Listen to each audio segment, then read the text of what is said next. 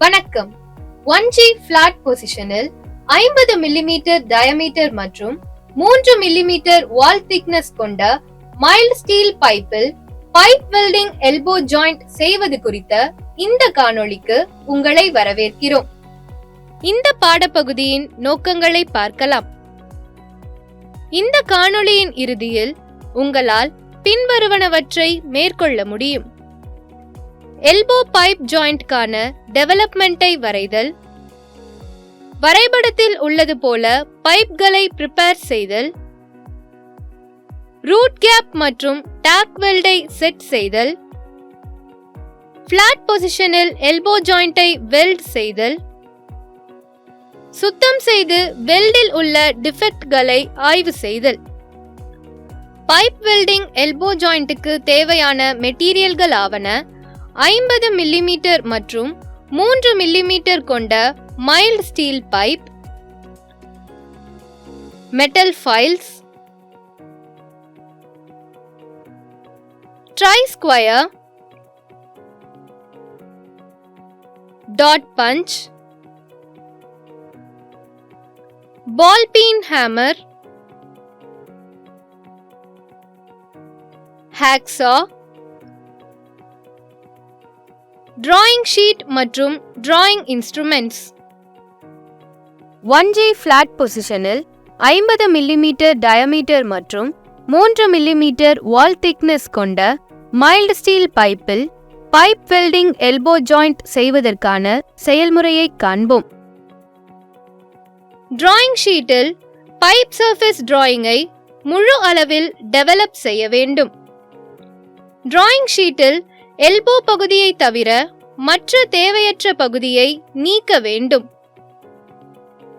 Drawing ஷீட்டில் develop செய்யப்பட்ட elbow பகுதியை பைப்பின் முனையை சுற்றி ரோல் செய்ய வேண்டும். இப்போது ஒரு மார்க்கர் அல்லது ஸ்கிரைபரை கொண்டு அந்த பைப்பின் மீது எல்போ பகுதியை வரைய வேண்டும். பின்னர் டிராயிங் ஷீட்டை பைப்பில் இருந்து அகற்றிவிடவும். டாட் பஞ்ச் மற்றும் பால் பீன் ஹேமரை பயன்படுத்தி பைப்பின் மீதுள்ள அந்த கர்வ் பாத்தில் பஞ்ச் செய்து பெஞ்ச் வைஸில் வைத்து கிளாம்ப் செய்ய வேண்டும். பைப்பில் இருந்து தேவையற்ற பாகத்தை ஹேக்ஸாவை பயன்படுத்தி அகற்ற வேண்டும். தேவையற்ற பாகத்தை அறுத்து எடுத்த பின்னர் பைப்பின் முனைகளை ஃபைல் செய்ய வேண்டும். அதேபோல இதே செயல்முறையை பின்பற்றி மற்றொரு பைப்பையும் ப்ரிப்பேர் செய்ய வேண்டும். இவ்வாறு பைப்களின் இணைக்க வேண்டிய பகுதிகளை ப்ரிப்பேர் செய்துவிட்டோம். இப்போது இந்த ஜாயிண்ட் பார்ப்பதற்கு நீள்வட்ட வடிவில் இருக்கும். பைப்களை டாக் செய்வதற்கு ஒரு ஹாரிசான்டல் ஃபிளாட் சர்ஃபேஸில் சரியாக பொருத்தி வைக்க வேண்டும். ஜாயிண்டில் 1.6 மில்லிமீட்டர் அளவில் ரூட் கேப் பயன்படுத்தப்படுகிறது. கேஸ் சிலிண்டர் பிரஷரை 1 சதுர சென்டிமீட்டருக்கு 0.15 கிலோகிராம் என செட் செய்து ஃப்ளேமை நியூட்ரலாக வைக்க வேண்டும். சைஸ் 7 கொண்ட நாசில் 3 மில்லிமீட்டர் டயமீட்டர் கொண்ட CCMS ஃபில்லர் ராடை பயன்படுத்தவும். 4 செக்மெண்ட்களையும் டாக் செய்யவும்.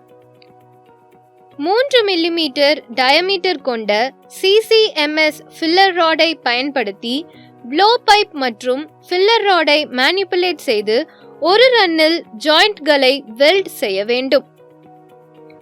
வெல்டிங் செய்யப்படும் முறையின் ஆர்டரானது 2 to 6 வரை, அதாவது முதல் செக்மெண்ட், 10 முதல் 12 வரை, அதாவது மூன்றாவது செக்மெண்ட், 10 முதல் 6 வரை, அதாவது இரண்டாவது செக்மெண்ட், மற்றும் 2 முதல் 0 வரை, அதாவது நான்காவது செக்மெண்ட் என இருக்கும்.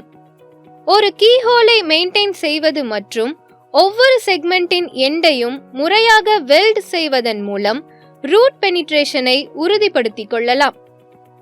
ஒயர் பிரஷை பயன்படுத்தி வெல்ட் செய்யப்பட்ட பகுதியை சுத்தம் செய்ய வேண்டும். பின்னர் வெல்ட் செய்யப்பட்ட பகுதியை கண்களால் பார்த்து ஆய்வு செய்ய வேண்டும். இதுவரை அறிந்து கொண்ட முக்கிய பாயிண்ட்களை மீண்டும் ஒரு முறை நினைவு கூறலாம். பைப் எல்போ ஜாயிண்ட்டுக்கு டிராயிங் ஷீட்டில் பைப் சர்ஃபேஸ் டிராயிங்கை டெவலப் செய்து இரு பைப்களையும் 90 டிகிரி கோணத்தில் இணைத்து வைக்குமாறு ப்ரிப்பேர் செய்ய வேண்டும். பைப்களின் இணைக்க வேண்டிய பகுதிகளை ப்ரிப்பேர் செய்வதற்காக டாட் பஞ்ச் மற்றும் பால் பீன் ஹேமரை பயன்படுத்தி பைப்பின் மீதுள்ள அந்த கர்வ் பாத்தில் பஞ்ச் செய்ய வேண்டும்.